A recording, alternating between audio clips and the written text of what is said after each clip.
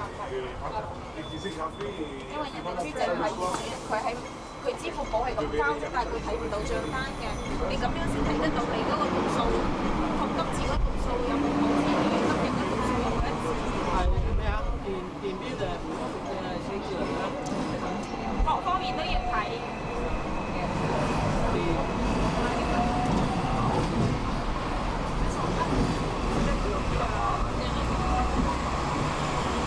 之前就係因為咩啊？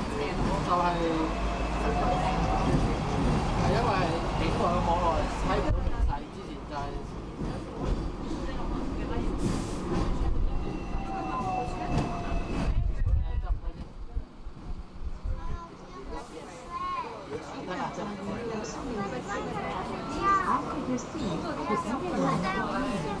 请让座于有需要人士。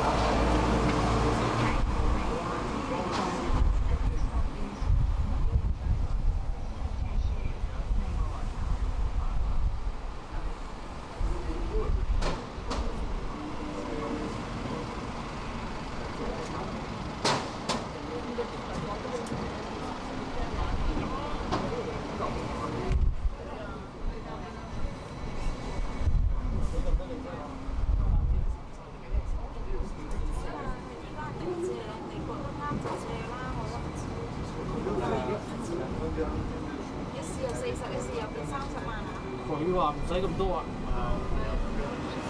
或者多40。